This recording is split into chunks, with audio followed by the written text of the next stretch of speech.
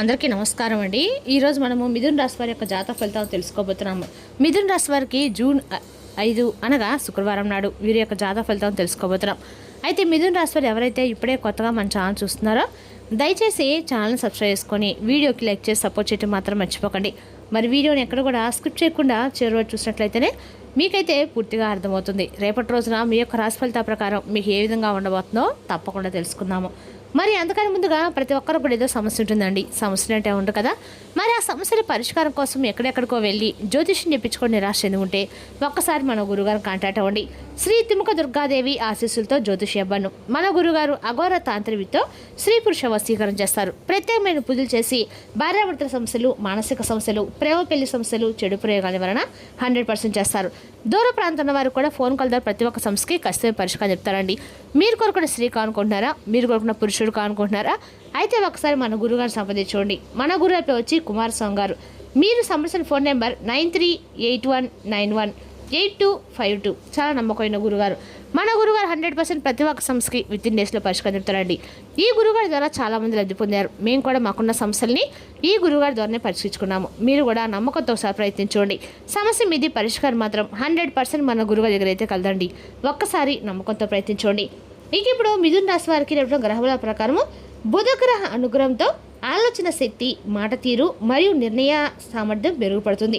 కొత్త విషయాలు నేర్చుకోవడానికి, కొత్త పరిచయం ఏర్పరచడానికి అనుకూలమైన రోజు.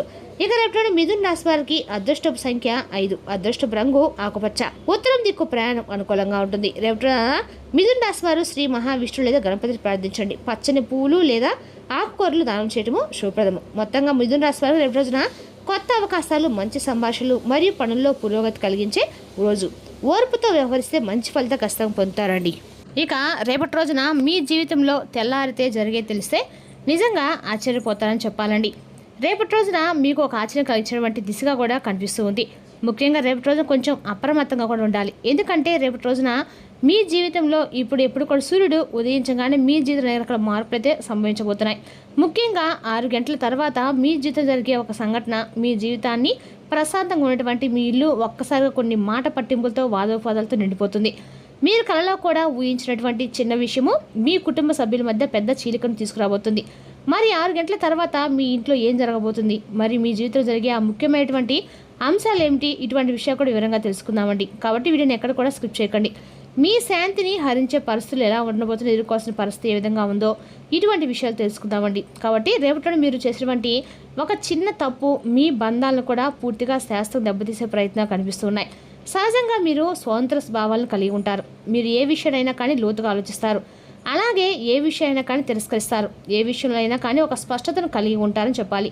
అంతేకాకుండా మీలో ఒక చిన్న లోపం కూడా ఉంటుందండి. ఆ లోపం ఏమిటంటే కనుక రేపటి మీరు ఖచ్చితంగా కూడా ఎవరైనా సరే మాట పట్టింపు అంటే ఎవరైనా వాదనలు ఉన్నప్పుడు ఆ వాదనలో మీరు దూరంగా ఉండటం అయితే మంచిది.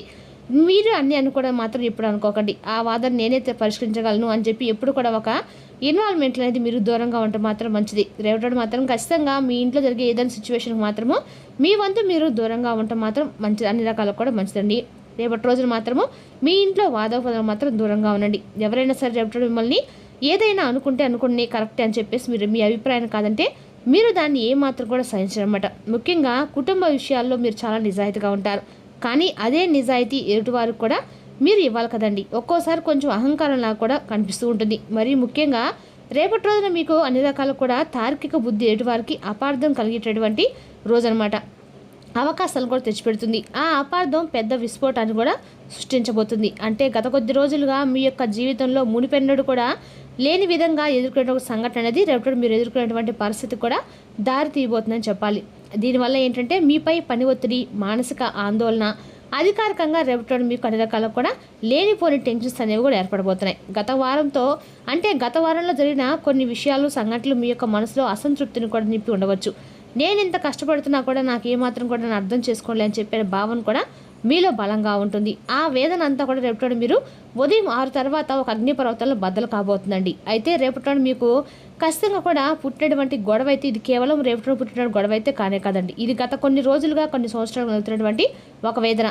ఆ వేదన యొక్క ఫలితం లాంటిదని చెప్పుకోవాలి. అయితే రేపటి అసలు విషయానికి వస్తే కనుక రేపటి 6 తర్వాత ఆ మాట పట్టింపు ఎలా ఉండబోతుంది, ఏ విధంగా మీ ఇంట్లో మంట రేపోతుంది అంటే ఆ మాట పట్టింపు పూర్తిగా ఉదయం 6 తర్వాత మీరు ఏదైనా కానీ పని చేసుకుంటున్నా లేదంటే ఏదైనా ఏ విషయం గురించైనా చర్చిస్తున్నప్పుడు ఇలా అనుకోకుండా ఒక సామాన్యంగా మొదలైనటువంటి ఒక మాట గురించి అది కాస్త గొడవగా మారుతుందన్నమాట. అది రేపటి రోజున ఒక పాత ఆర్థిక లావాదేవీల గురించి కావచ్చు, లేదా పిల్లల యొక్క భవిష్యత్తు గురించి కావచ్చు, లేదా మీరు ఎదుర్కోబోయే ఊహించినటువంటి సమస్యలు రేపటి మీకు మీ యొక్క విషయంలో అయితే రేపటి మీ జీవిత భాగస్వామి కూడా కావచ్చండి, లేదా మీ యొక్క తోడబుట్టిన వారు గతంలో మీరు చేసిన పొరపాటుని ఎత్తి చూపించడము అది మీ యొక్క ఆత్మాభిమానాన్ని ఒక్కసారిగా దెబ్బతీసే విధంగా ఉండబోతుందన్నమాట. ఇక వివరంగా చెప్పాలంటే కనుక నువ్వు ఎప్పుడు ఇంతే, నీ వల్ల నాకు సుఖం లేదు, ఇటువంటి కఠినమైనటువంటి మాటలు మీ ఇంట్లో వినిపిస్తాయి. మీరు ఎంత సర్ది చెప్పాలని చూసినా కూడా అవతల వ్యక్తి వారు వినేటువంటి పరిస్థితులు అయితే ఉండరన్నమాట.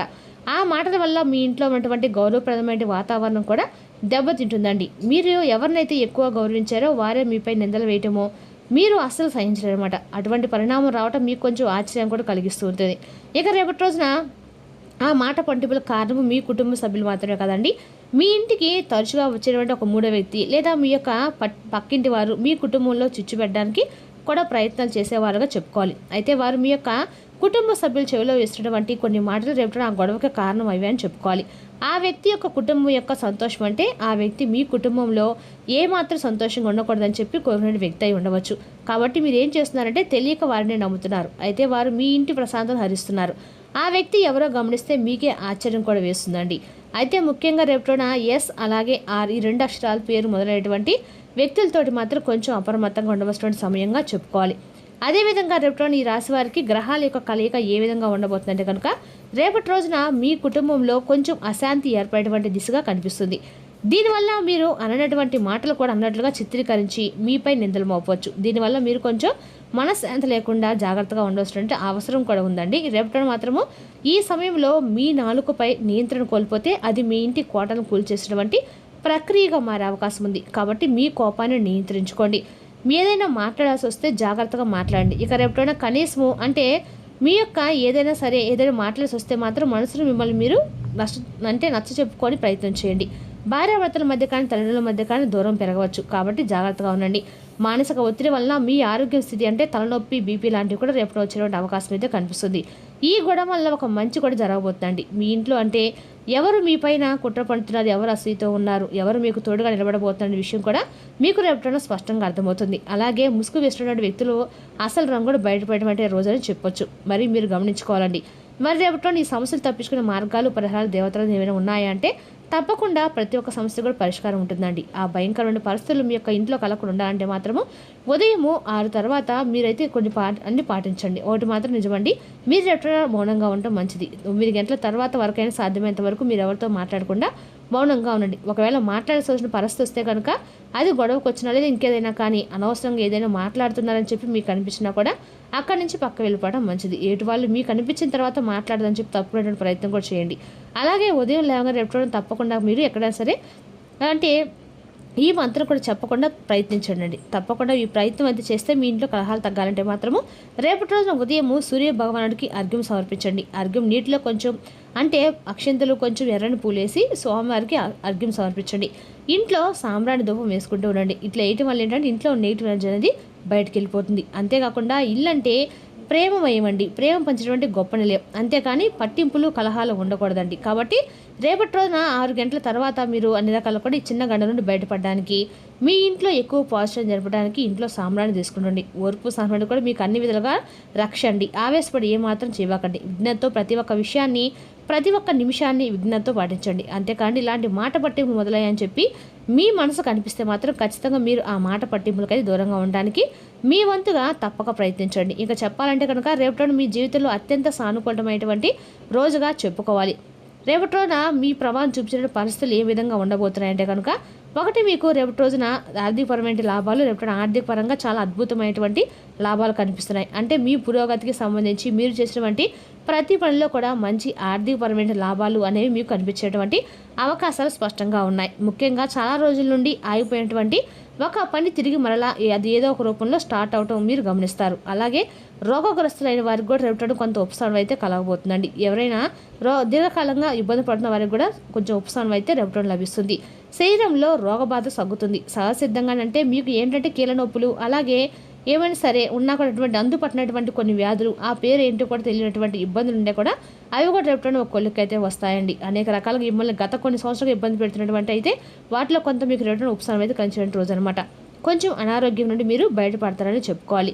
అదేవిధంగా ఇంకా చెప్పాలంటే కనుక రేపటి మీరు ఖచ్చితంగా కూడా ఎక్కడైనా దగ్గరలో ఉన్న అమ్మవారి యొక్క గుడికి వెళ్ళి రాహుకాల దీపం వెలిగించడం కూడా శత్రునాశనం ఖచ్చితంగా కలుగుతుంది. ప్రతి మంగళవారం శుక్రవారము రాహుకాల దీపం వెలిగించడం ద్వారా మనకున్న శత్రు భయం శత్రుపీడ అనేది ఖచ్చితంగా తొలగిపోతాయి.